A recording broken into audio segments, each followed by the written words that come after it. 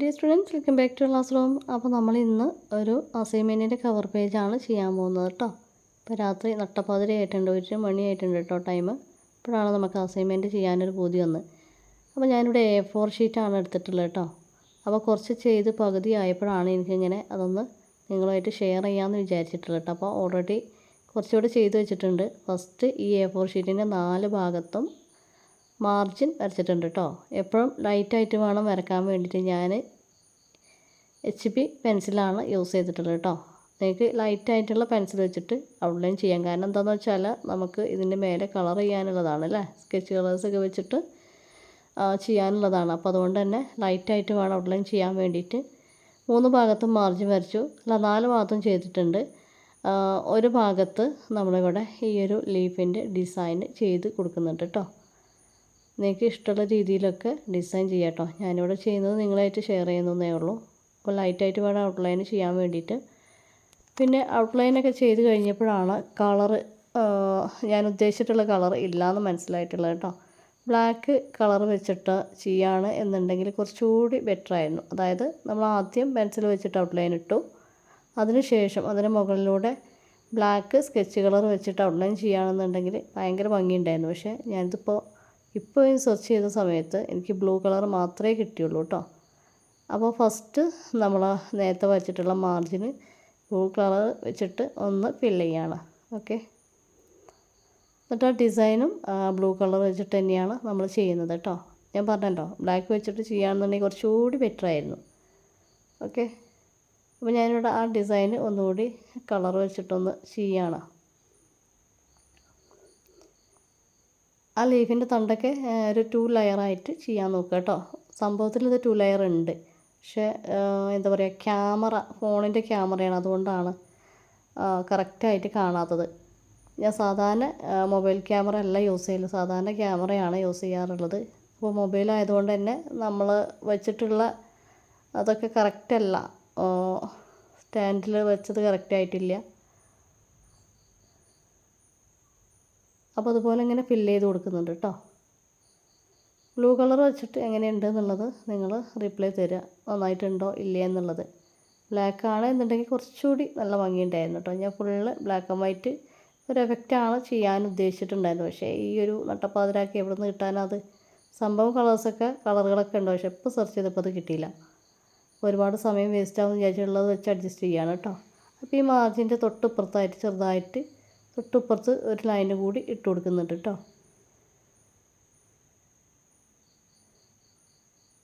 ഞാനിവിടെ ആ സ്റ്റീലിൻ്റെ സ്കെയിലാണ് യൂസ് ചെയ്തിട്ടുള്ളത്.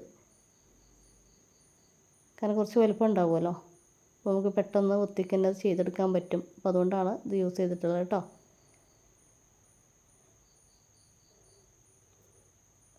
ഇനി നമ്മൾ ഇവിടെ യൂസ് ചെയ്തിട്ടുണ്ട്.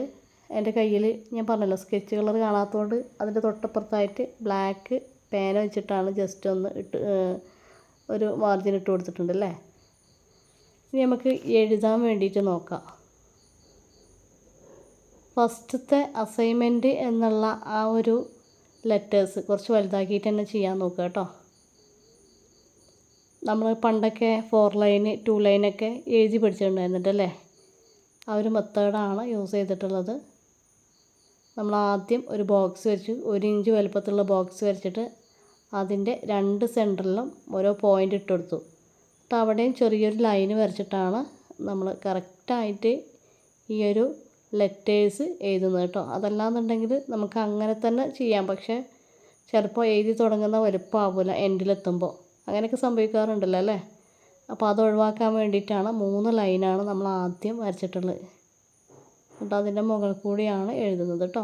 ഇതൊക്കെ ലൈറ്റായിട്ട് വരക്കണം, എന്നാലാണ് നമ്മുടെ എഴുത്ത് കംപ്ലീറ്റ് ആവുന്ന സമയത്ത് നമ്മൾ ആ ഒരു ആദ്യം വരച്ചിട്ടുള്ളത് വൃത്തികേടായിട്ട് നിൽക്കാതിരിക്കുള്ളൂ കേട്ടോ.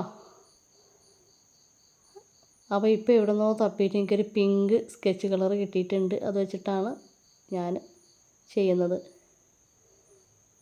നമ്മൾ ഈ ലൈൻസൊക്കെ വായിച്ചു കൊടുക്കുകയാണ് കേട്ടോ. രണ്ടാമത്തെ സെൻറ്റൻസ് എഴുതാൻ വേണ്ടിയിട്ട് ചെറിയ ബോക്സാണ് ചെയ്തിട്ടുള്ളത് കേട്ടോ. ഞാൻ എത്ര ലൈൻസ് വരക്കുന്നുണ്ട് എന്നുള്ളത് നോക്കുക കേട്ടോ. കറക്റ്റ് ലൈൻസ് ചെയ്താലാണ് നമുക്ക് കറക്റ്റ് ഓർഡറിൽ തന്നെ അത് വരച്ചെടുക്കാൻ പറ്റുള്ളൂ കേട്ടോ. അസൈൻമെൻറ്റ് എന്നുള്ള വേർഡാണ് കുറച്ച് വലുതാക്കിയിട്ട് ചെയ്യേണ്ടത്. ഓക്കെ, ഞാനിവിടെ രണ്ടാമത്തെ സെൻറ്റൻസ് എഴുതുന്നത് ഡ്രഗ് അഡിക്ഷൻ എന്നാണ് കേട്ടോ. കാരണം എനിക്ക് എഴുതാനുള്ള അസൈൻമെൻറ്റ് ഡ്രഗ് അഡിക്ഷനെ കുറിച്ചാണ്. അപ്പോൾ അതുകൊണ്ടാണ് ഞാനിവിടെ ചെയ്യുന്നത്. ഈ വീഡിയോ എഡിറ്റ് ചെയ്യുന്ന സമയത്ത് 2 പ്രാവശ്യമായിട്ട് ഫോൺ എൻ്റെ മുഖത്തേക്ക് വീണ് കണ്ണിലേക്കും നെറ്റിയിലേക്കൊക്കെ ആയിട്ട്. ഈ ഫോൺ എത്രയും വെയിറ്റ് ഉണ്ടായിരുന്നു എന്ന് മനസ്സിലാകുന്നത് ഇടയ്ക്കിടയ്ക്ക് മുഖത്തേക്ക് വീഴുമ്പോഴേ ഇടയ്ക്കിടയ്ക്ക് സംഭവിക്കുന്നതാണ്. ഓക്കെ, നിങ്ങളൊക്കെ ഈ ഫോണിങ്ങനെ നോക്കിയിരിക്കുമ്പോൾ ഉറങ്ങി തൂങ്ങി ഇങ്ങനെ സംഭവിക്കാറില്ലേ? ഉള്ളവരൊന്ന് കമൻറ്റ് ബോക്സിൽ ഒന്ന് റിപ്ലൈ തരാം കേട്ടോ. ഞാനിതിന് കളർ യൂസ് ചെയ്തിട്ടുള്ളത് വയലറ്റ് സ്കെച്ചാണ്. ഇതൊക്കെ ഇപ്പോൾ തപ്പി തപ്പി കിട്ടിയിട്ടുള്ളതാണ് കേട്ടോ. ചെറിയ ഒരു എന്താ പറയുക സ്കെച്ചിൻ്റെ കൂടെ എനിക്ക് കിട്ടി. മൂന്നാമത്തെ സെൻറ്റൻസിൽ ഞാൻ എഴുതുന്നത് മലയാളം വേർഡാണ് കേട്ടോ. അപ്പോൾ രണ്ടാമത്തെ സെൻറ്റൻസിനേക്കാളും കുറച്ചുകൂടി ചെറുതാക്കിയിട്ടാണ് ഈ മൂന്നാമത്തെ സെൻറ്റൻസ് എഴുതുന്നത്. എനിക്കിവിടെ ഒരു ഓറഞ്ച് കളർ കിട്ടി. അപ്പോൾ അത് വെച്ചിട്ടാണ് ഞാനത് ചെയ്യുന്നത് കേട്ടോ. കളർ കോമ്പിനേഷൻസൊക്കെ നിങ്ങൾക്ക് ഇഷ്ടമുള്ള രീതിയിൽ യൂസ് ചെയ്യാം. അപ്പോൾ ഇത് വെച്ചിട്ട് അസൈൻമെൻറ്റ് ചെയ്തവരാരെങ്കിലും ഉണ്ടെന്നുണ്ടെങ്കിൽ ഒന്ന് കമൻറ്റ് ബോക്സിൽ റിപ്ലൈ തരാം. നിങ്ങൾ കാണാൻ ഉദ്ദേശിക്കുന്ന ചെയ്ത് പഠിക്കാൻ താല്പര്യമുള്ള വീഡിയോ കമൻ്റായിട്ട് ചെയ്യാം കേട്ടോ. എന്നാലാണ് പുതിയ പുതിയ ഐഡിയാസ് നിങ്ങളുടെ മുമ്പിൽ അവതരിപ്പിക്കാൻ എനിക്ക് പറ്റുള്ളൂ. ഓക്കെ, നിങ്ങൾക്ക് എന്താണ് ആവശ്യം നിങ്ങൾ കമൻറ്റിലൂടെ ഇടുമ്പോഴാണ് എനിക്ക് മനസ്സിലാവുള്ളൂ. പിന്നെ വീഡിയോ ഒന്ന് എന്താ പറയുക ക്യാമറ വെച്ച ഏരിയ മാറിപ്പോയിട്ടുണ്ട്. അതുകൊണ്ട് തന്നെ ക്യാമറ ഒന്ന് തിരിഞ്ഞു പോയിട്ടുണ്ട് കേട്ടോ. ഞാൻ പറഞ്ഞല്ലോ സാധാരണ ക്യാമറ യൂസ് ചെയ്തിട്ടാണ് ചെയ്യാറുള്ളത്. ഇത് മൊബൈലാണ് വെച്ചിട്ടുള്ളത്, അതുകൊണ്ടാണ് കേട്ടോ.